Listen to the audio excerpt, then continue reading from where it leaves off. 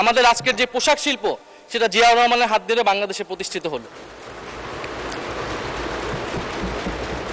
আমরা 1978 সালে জিয়াউর রহমান নুরুল কাদেরের দেশ গার্মেন্টসকে প্রমোট করলেন, সহায়তা করলেন দেশ গার্মেন্টস প্রতিষ্ঠায়। সাউথ কোরিয়ার জাইইউ নামক একটি কোম্পানির সাথে চুক্তি করে এদেশের উদ্যোক্তাদের, পোশাক শিল্পের উদ্যোক্তাদের প্রশিক্ষিত করলেন এবং এর মাধ্যমে কয়েকশো শিল্প কারখানা তৈরি হলো, মাঝারি শিল্পের বিকাশ হলো এবং দেশে কর্মসংস্থান তৈরি হলো। মাননীয় স্পিকার, আমাদের দেশে বর্তমান যে সংকট, কর্মসংস্থানের সংকট, আমাদেরকে জিয়াউর রহমানের মতো এই ধরনের একটা নীতি বা পরিকল্পনা অনুসরণ করা প্রয়োজন ছিল মাননীয় স্পিকার। কিন্তু আফসোস, বর্তমান সরকারের যে আই হ্যাভ এ প্ল্যান, সেই প্ল্যানের ভিতরে আমরা এই ধরনের কোনো নীতি বা এই ধরনের কোনো পরিকল্পনা মাননীয় স্পিকার আমরা পাইনি, যেটা দেশে কর্মসংস্থান তৈরি করতে পারবে। মাননীয় স্পিকার, বাজেট বক্তব্য, আমি প্রথমত মাননীয় অর্থমন্ত্রীকে ধন্যবাদ জানাই যে একটা ভঙ্গুর অর্থনীতির মধ্য দিয়ে এই সরকার অনেকের অনেক চাহিদা, অর্থনৈতিক সংকট এর মধ্য দিয়ে যে কোনো অর্থমন্ত্রীর একটা বাজেট পেশ করা আসলেই অনেক দুরূহ কাজ, দুঃসাধ্য কাজ।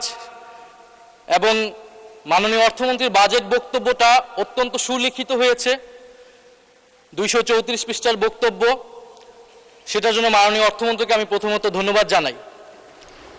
মাননীয় স্পিকার, প্রশংসা দিয়ে শুরু করলাম। মাননীয় স্পিকার, বাজেট নিয়ে বিরোধী দলের পক্ষ থেকে যেই মোটা দাগে যে সমালোচনাগুলো, সেগুলা ইতিমধ্যে চলে এসেছে, সেখানে আমার নতুন করে আসলে যুক্ত করার কিছু নাই। আমরা বলেছি এই বাজেটটা ঘাটতি বাজেট। আমরা বলেছি যে রাজস্ব লক্ষ্যমাত্রা নির্ধারণ করা হয়েছে এটি অবাস্তব। সরকার দলের পক্ষ থেকে তারা বলেছেন তারা স্বপ্নবিলাসী, তারা অসম্ভবকে সম্ভব করতে চায়। যেভাবে তারা নির্বাচনে জয়লাভ করেছেন একইভাবে তারা এই বাজেটকেও বাস্তবায়ন করতে চান তারা। মেজর জিয়াউর রহমান বাংলাদেশের শাসক হলেন।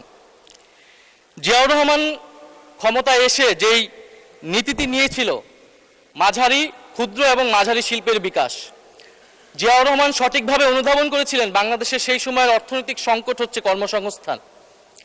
ফলে তিনি মুক্তবাজার অর্থনীতিকে প্রমোট করলেন এবং আমাদের আজকের যে পোশাক শিল্প সেটা জিয়াউর রহমানের হাত ধরে বাংলাদেশে প্রতিষ্ঠিত হলো।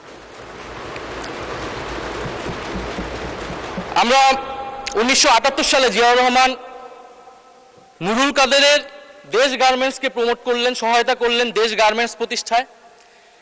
সাউথ কোরিয়ার জাইইউ নামক একটি কোম্পানির সাথে চুক্তি করে এদেশের উদ্যোক্তাদের, পোশাক শিল্পের উদ্যোক্তাদের প্রশিক্ষিত করলেন এবং এর মাধ্যমে কয়েকশো শিল্প কারখানা তৈরি হলো, মাঝারি শিল্পের বিকাশ হলো এবং দেশে কর্মসংস্থান তৈরি হলো। মাননীয় স্পিকার, আমাদের দেশে বর্তমান যে সংকট, কর্মসংস্থানের সংকট, আমাদেরকে জিয়াউর রহমানের মতো এই ধরনের একটা নীতি বা পরিকল্পনা অনুসরণ করা প্রয়োজন ছিল মাননীয় স্পিকার।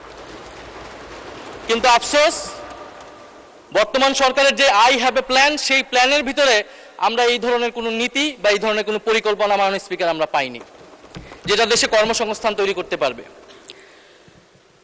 2008 সালে আওয়ামী লীগ সরকার ক্ষমতায় আসার পরে আমরা জানি গত 16 বছর কি হয়েছে।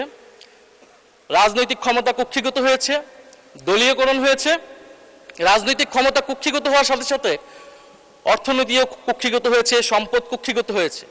ফলে অলিগার্ক শ্রেণী তৈরি হয়েছে, সিন্ডিকেট তৈরি হয়েছে। আপনি বিভিন্ন সেক্টরে যাবেন, 3-4টা কোম্পানি বাংলাদেশের সেই সেক্টরের সকল ব্যবসা নিয়ন্ত্রণ করছে।